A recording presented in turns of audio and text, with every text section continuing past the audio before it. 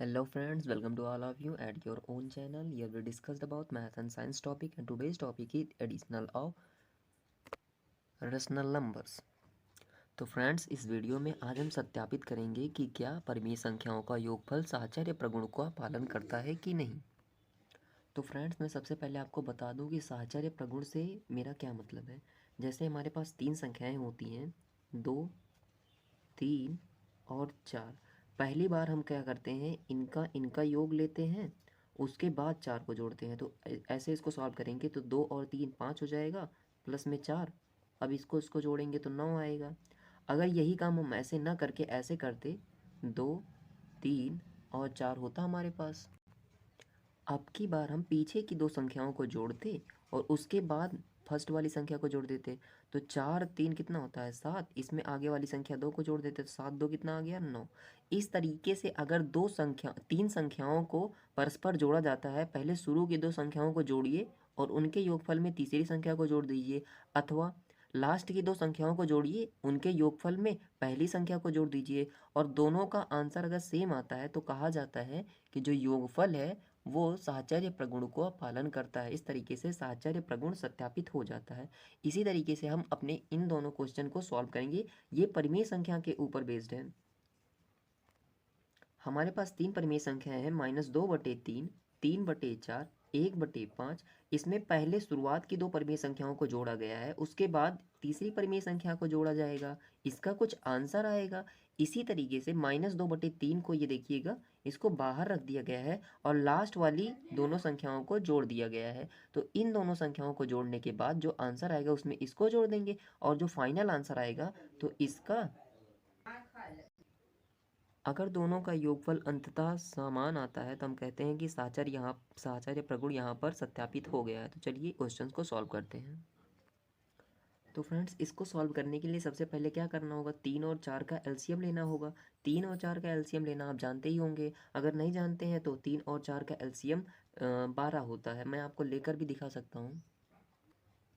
देखिएगा फ्रेंड्स, मैंने यहाँ पर पहली नंबर लिख लिया 3 और दूसरा 4 लिख लिया। इसे सबसे छोटे नंबर से डिवाइड करना शुरू करते हैं, 2 से। 3 नहीं जाएगा तो 3 को ऐसे लिख दीजिए, 4 2 बार जाएगा तो 2 लिख दीजिएगा। फिर उसके बाद फिर 2 से करते हैं क्योंकि 2 चला जाएगा, तो 3 ऐसे ही रहेगा और 2 एक बार चला जाएगा। अब 3 से लेकर जाएंगे तो 3 एक बार जाएगा और 1 ये ऐसे रहेगा। तो फाइनल आंसर जो होगा 2 दूना 4, 4 3 12। तो हमारे पास जो एलसीएम निकल कर आया है वो आया है 12। इस एलसीएम का यूज हम यहाँ पर करेंगे।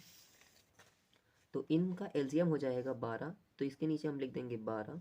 और उसके बाद हमें करना होगा, इस 3 से 12 में भाग लगाइएगा तो 3 का पहाड़ा पढ़िए 12 आ जाए तो 3 चौको 12, 4 आता है तो इस 4 को ऊपर लिख दीजिएगा और जो ऊपर इसकी संख्या थी इसको ऐसे लिखे रहने दीजिएगा -2। इसके बाद ये बीच में प्लस था लगा दिया, 4 से 12 में भाग दीजिएगा, 4 3 12 तो 3 बार गया तो 3 को यहाँ लिख दिया और इसके ऊपर वाली संख्या को ऐसे ही लिख दीजिएगा, तो ऐसे लिख दिया और इस ब्रैकेट को ऐसे यूज कर लीजिए।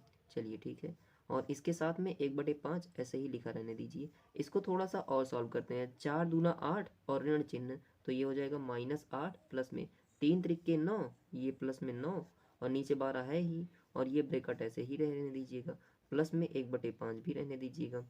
और 9 में से 8 जाएगा तो 1 और 9 में से घटाएं तो इसका प्लस का चिन्ह है तो यहाँ पर 1 धन में रहेगा और बटे में 12।